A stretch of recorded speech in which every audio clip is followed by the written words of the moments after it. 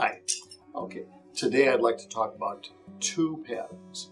The first one is Bird's Nest by Gorham. Now, Bird's Nest is said by many to be the rarest pattern. I would say not true, but I would say probably most popular rare pattern. You certainly don't see much of it. The pattern started in 1865 by Gorham and featured a bird on a nest, and then the handle was the branch of a tree. Again, very innovative. And the pieces I'm showing you today, here's an all sterling pie server. The blade is bright cut. It's an outstanding piece of bird's nest. There's a little gold wash in the nest. The smaller pieces of bird's nest do not sometimes have a bird. Here's another wonderful piece of bird's nest. This is a pudding spoon, and it's got a little gold wash. It's a major large piece. Here's a group of ice cream spoons. I've seen ice cream spoons like this in fitted boxes. I've seen nut picks in fitted boxes. One of the more interesting stories about Bird's Nest was I had a collector who thought he had everything, and I was doing the Miami Beach show about 20 years ago, and a dealer came up to me and said, "We just got something in Bird's Nest at the shop. Should I have it mailed here?" And I said, "What was it?" And they said it was 2 master salts with little spoons in a fitted box. And so I said, "Yeah, mail here." And I saw it, and it was just the greatest thing. You know, the master salts again were in the shape of a bird's nest. And I called the collector, and he said, "Yeah, send it on. I don't have that." And he had been collecting for 30 some odd years, and he said he jumped for joy when he got the piece. He said it was the best thing he ever got. On the bottom of the box, it said Bird's Nest Master Salts, 1865. So it was the original box, the original pieces. Made his day. Years later,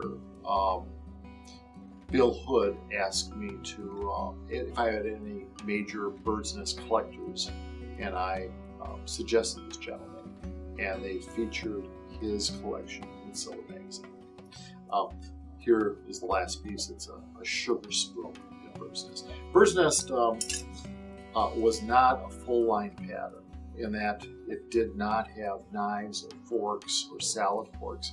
It was just for dessert, for little things. They had pieces for ice, etc. There is or maybe was one spoon.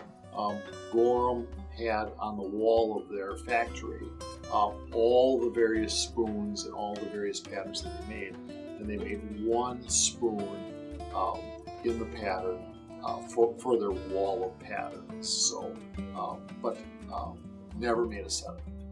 The other pattern I'm proud to show today is a pattern called Hizen. In the 1880s, America was just in love with things that were Oriental.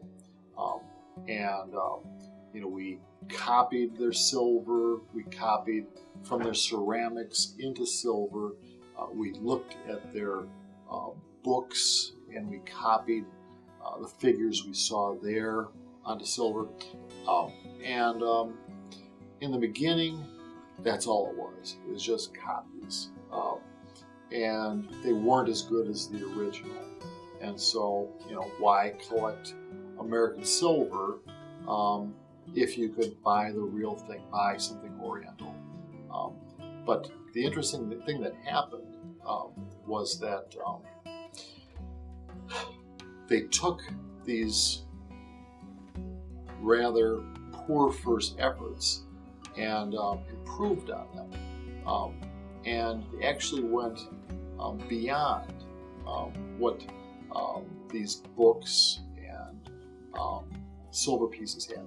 They actually, by the late 1880s, had improved on many of the Oriental ideas. This is an ice cream slice. It's got a fish swimming up the handle. It's got a bird at the end. But I love the blade. Here we have fish among the seaweed and the cattails. Now, this blade is what you call acid etched. It was the most difficult process. So the way the artist would do this would be, he would dip the blade in wax, then he would carve the design onto the wax, then he would dip the blade into acid, and then the acid would eat away faster at the areas that were bright, that he had sliced into the wax, and creating the design. And what a design, so realistic.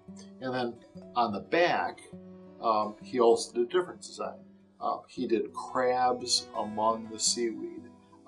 Again, it's Hizen was a pattern where there were many different motifs, many different designs in the handle. Some had Oriental people, some featured crabs. This is one of my favorite, the fish swimming up the handle, but the blades of the pieces are, among the best of what we did in America.